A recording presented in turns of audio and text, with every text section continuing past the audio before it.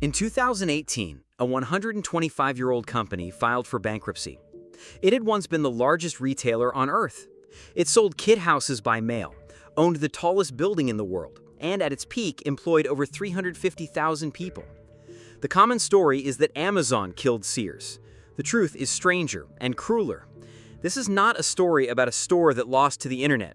It is a story about an owner who looked at a 125-year-old retailer and did not see a business.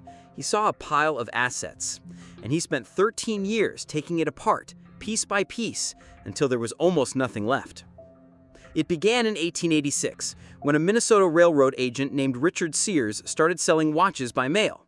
He had no store, he had a catalog, and he had a simple insight. If you could reach people through the mail, you could sell them anything, anywhere. Sears moved to Chicago, hired a watchmaker named Alva Roebuck, and in 1893, they founded Sears, Roebuck & Company. The catalog grew to over 500 pages. It sold everything: clothing, guns, bicycles, tombstones, even build-it-yourself kit houses. By 1940, Sears had shipped roughly 75,000 entire homes through the mail. Sears was Amazon, a full century before Amazon existed. A giant warehouse in Chicago, a catalog that reached every farm in America, and a promise that you could buy your whole life out of one book, from the cradle to the grave, literally. By the late 1960s, Sears was the largest retailer in the world. 350,000 employees, $1 billion in sales when $1 billion was an unimaginable sum. It was not just a store, it was an institution. In 1973, Sears built the Sears Tower, 110 stories, the tallest building in the world for the next 25 years. This was a company at the absolute peak of American capitalism, announcing to the sky that it was permanent. But the first crack came early. In 1990, Walmart quietly overtook Sears as the #1 retailer in America. Then, in 1993, Sears did something almost unthinkable. It killed its own catalog. The everything store, the very thing that had built the empire, was shut down, years before Amazon sold its first book. Hold that irony. Sears, the original mail-order everything store, killed its catalog in 1993. A company that had once perfected remote selling abandoned it right as the internet was about to reinvent it. The decline had begun, but the worst was still to come. Enter Eddie Lampert, a hedge fund manager who modeled himself on Warren Buffett. In 2003, Lampert gained control of Kmart out of bankruptcy. Then in 2004, he used Kmart to buy Sears in an $11 billion deal.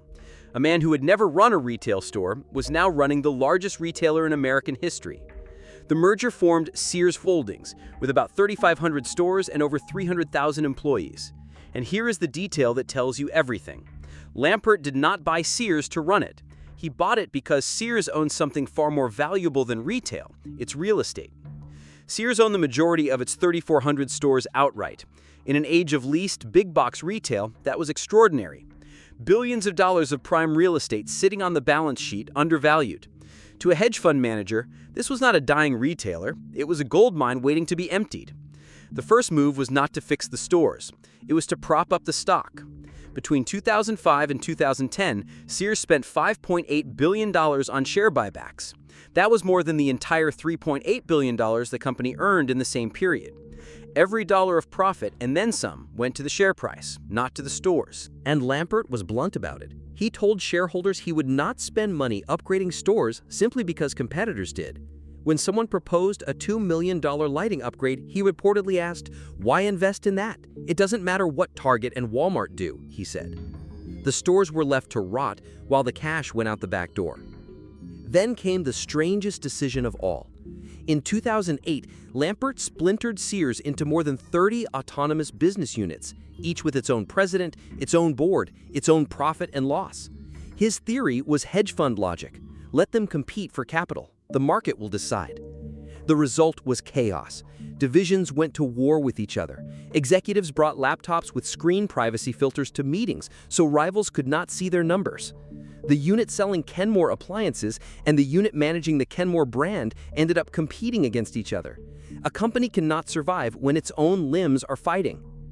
And here is the strangest part. Lampert ran this empire almost entirely by video conference from a $38 million mansion in South Florida. He hated flying. He visited the company's headquarters in Illinois no more than twice a year. The largest retailer in American history was being disassembled by a man who rarely set foot inside its stores. Then came the real estate. In 2015, Sears created a company called Seritage, a real estate trust, and sold it roughly 250 of its stores for $2.7 billion. Lampert shared Seritage.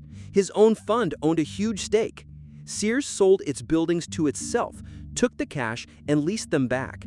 The money was burned through paying off debt within months.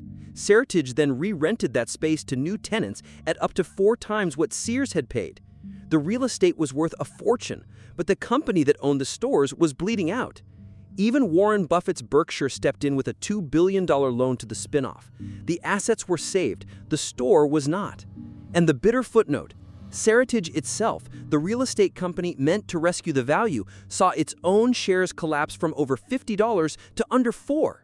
A later review called the whole thing a decade too late to maximize the value of these assets. The gold was real, the timing was fatal, and the brands went too. Craftsman sold for about $900 million. Land's End spun off. The credit card business sold to Citigroup back when it was 60% of the company's profits. Sears was selling off its crown jewels one by one. Each sale bought a little more time and removed a little more of what made the company worth saving. And the numbers tell the story plainly. In 2006, Sears made about $53 billion in revenue. By 2017, the year before bankruptcy, it made less than $17 billion.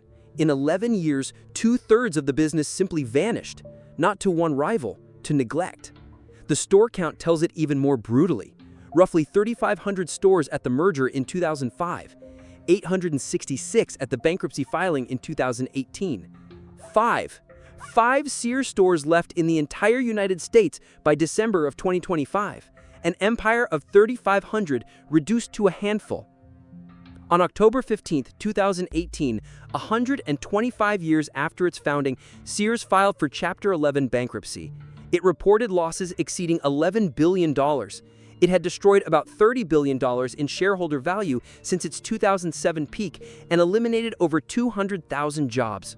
Eddie Lampert stepped down as CEO. And then came the reckoning. In April 2019, the Sears estate sued Lampert, alleging he had stripped more than $2 billion in assets through insider deals, transferring them to himself and other shareholders. The case settled in 2022 for $175 million with no admission of wrongdoing, a fraction of what was alleged, but not a clean escape.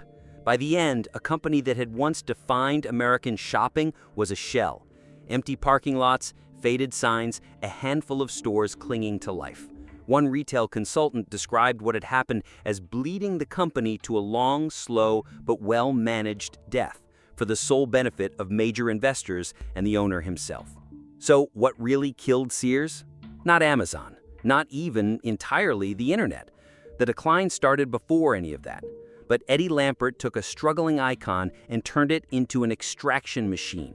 He spent the real estate, he spent the brands, he spent the cash, and when there was nothing left to spend, there was no company left to save. The cruelest summary came from an investor who watched it happen. Eddie, he said, orchestrated the most protracted liquidation in history. Not a bankruptcy, a liquidation, stretched over 13 years, dressed up as a turnaround while the assets were carried out the back door. And it is the same pattern you keep seeing on this channel. Toys R Us profitable until debt drained it dry, and now Sears, which owned the country and sold it off piece by piece. The same trap wearing a different face. The lesson is always the same. The thing that makes an empire valuable, its assets, its certainty, its scale, becomes the thing that destroys it, the moment someone decides the parts are worth more than the whole. Sears was not killed by the future. It was disassembled in the present.